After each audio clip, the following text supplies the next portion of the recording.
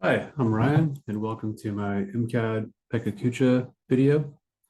I'm making this from San Antonio, Texas, at my place of work. I'm in the process of converting a traditional machine shop into an all-inclusive makerspace. And along the way, we've run into a number of problems and worries.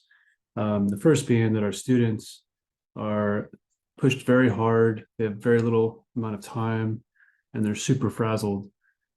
So when they come in to use a space, trying to communicate with them as quickly and efficiently as possible on safe operation of the tools. And then also there's this tendency for them to come in and just pillage the space. So trying to convey to them that it is a finite resource that needs to be taken care of and fostered. Um, so what I bring to the table is 20 or so years of manufacturing experience. I've been in woodwork, metalwork, machinist work, composite work, CAD/CAM work. So I'm relied on heavily to, get the students familiar with all of these processes. Um, Also, because of being in industry for so long, I'm very familiar with safety operations. So I create the safety plans, and I'm relied on heavily for my kind of expertise on safety and bringing in machinery that can be has multiple uses and multiple safe uses. Um, One of the left out stories of myself, I think, is telling the story of us, the people that I encounter in the makerspace, the people I've encountered in my manufacturing past. I think there's plenty of room to express these stories and elaborate more on them. Um, what I used to find beauty in the manufacturing environment was what we referred to as price, quality, and timely delivery. And that was always our biggest focus. And so we appreciated things that met those three criteria and that were kind of made to perfection. These days, it's shifted more to the stories and the experiences that I encounter in the makerspace, and just the sheer joy of elation that the students and the faculty have when they make something. Even like actually most times it's really not all that perfect, but it is beautiful in their mind.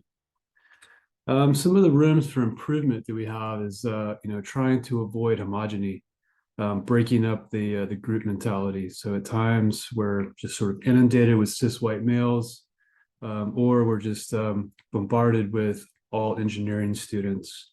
And that kind of keeps other people away. Um, the other change that I'm constantly doing is just reassessing and thinking about safety applications, right? So we need rules and we need safe operating practices. And as we acquire machines or new things, like we're constantly looking to make sure that they're adequate. If I had to sum up the past 2 years, it's kind of letting things go, right? Like letting go of all of the rules I had in heavy manufacturing, and finding ways to minimize that and to get people going by other means. A difficult decision I had to make was saying yes to the first maker class. Very intimidating. I've never taught anything before that, and I really didn't think that there was room for making in the academic environment. But it led to another difficult decision, which was doing a maker class for faculty, you know, doubling down on intimidation there. But it led to some really unusual results. One of our Chinese studies professors came up with a class project of gift giving to show the empathy that they had found in their interviewing process in the Chinese language. So I thought it was very beautiful. Why MCAD? It's I feel like the leadership program will be a way for me to find my voice, to find my leadership style and my growth strategies. Um, for me, creative leadership is less of me explaining to you how something works and more of me mentoring and guiding you along a journey where you kind of discover the making process for yourself. It's more of a collaborative collaborative approach. So like some personal leadership changes I hope to gain from the program is, how to foster a diverse community within this space, um, and how to do it with kind of less rules, maybe more covenants.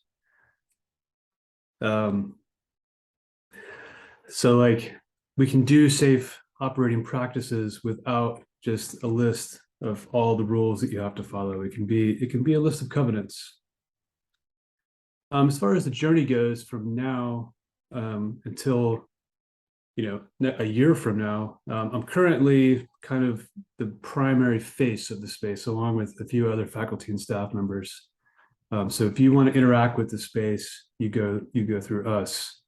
I'm hoping to change the culture to a more student-based culture, where students have the skills necessary to show and train other students safely. And that way, I believe that the students are just more comfortable interacting with each other. Um, and I think ultimately it will lead to, more elaborate, bigger, funner projects. And it will lead to, a whole unknown world of